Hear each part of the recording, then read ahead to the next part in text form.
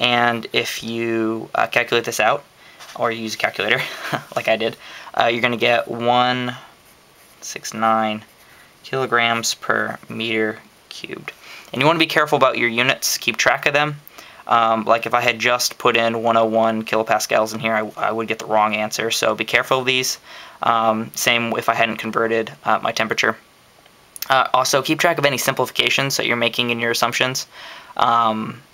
If your temperature is more specific, like you know that your temperature is actually 16.45, keep track that you've simplified it up here.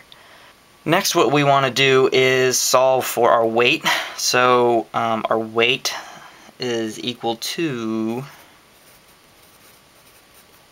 it's equal to density times gravity times volume.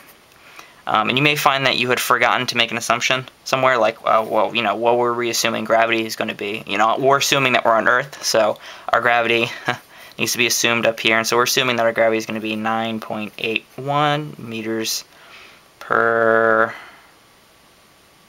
what is it? Yeah, it's meters per second squared. Had a brain lapse there. So if we put that all into here, we're going to have 0.169 kilograms per meter squared times our gravitational constant, which is going to be 9.81 meters per second squared, times our volume, which we got from up here. You need to draw a little arrow. It's good, I find, to draw arrows in your work. Also labeling where you got specific numbers. So if you got your gas constant from a table in the book, it might be okay to just say, hey, this is from table A1. And so if you come back to this problem and you look back and say, hey, oh, table A1, oh, I know where that is, I need to find it, as opposed to just leaving it naked, and then you say, oh, well, where is that? Oh, I'm going to flip through my book and try to remember where I found this. And this is especially helpful on if you ever have open book tests. You can quickly go, oh, well, these are going to be on A1, so I can quickly go back there. And also having arrows kind of keeps track of where you're substituting things in, so you don't get confused and go, hey, 90,000, where in the world did I get that number from? And so it's right here. So those are just some tips of tricks of the trade. And so you kind of want to remember to always kind of keep track of what's going on with your units. And the answer we're going to get here is going to be 149 newtons, which is better written, if that's a word, better written, times 10 to the 5 newtons, like that.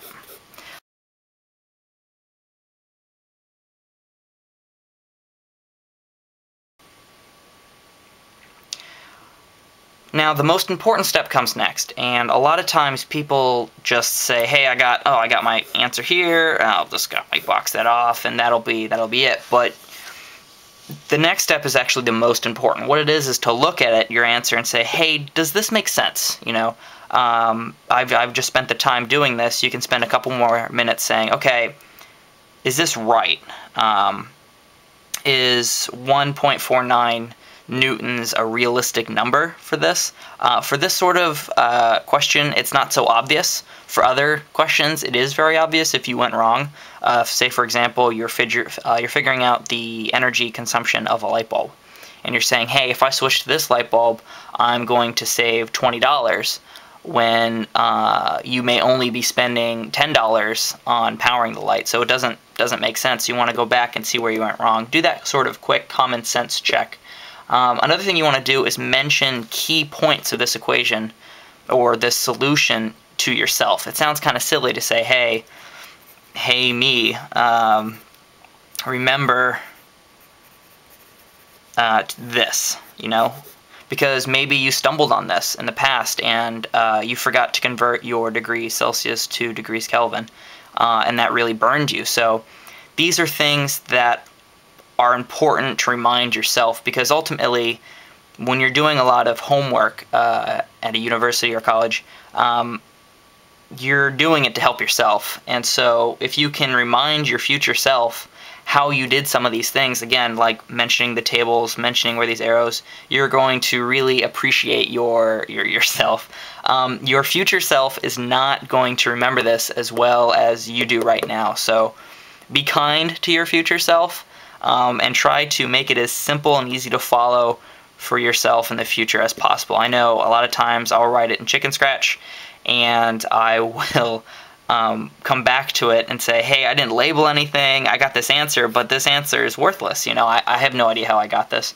So mention the key points to yourself, how you came to this. If there's any tricks that you used, write it down. Don't be afraid to say, hey, this is how you get to here in the future.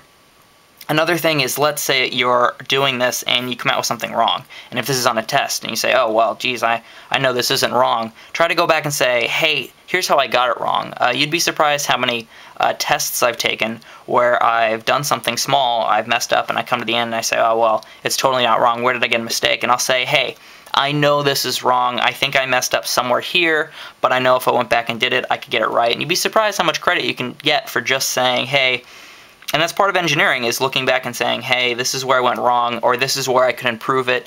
These are the answers I know I should be getting, but I got this instead. And so you want to go ahead and write that for yourself, and believe me, it will really make a difference. Last but not least is, if this is for something that you're doing for a company more specifically, or for yourself, you want to kind of say, these are the limitations. So this is the answer. Or if you're looking for a range of answers, you want to say, what are the limitations that I can use this problem for? And a lot of those are going to come from your assumptions. So I'm using the ideal gas law, and that's assuming that there's pure helium in here. There may not be pure helium in here, and so this answer is limited to the assumptions that I'm making. With that said, that's pretty much the steps you need to be going through to answer a lot of engineering problems. And if you take it one step at a time, that scary piece of paper won't be so scary anymore. So thanks for watching, and I hope that helped.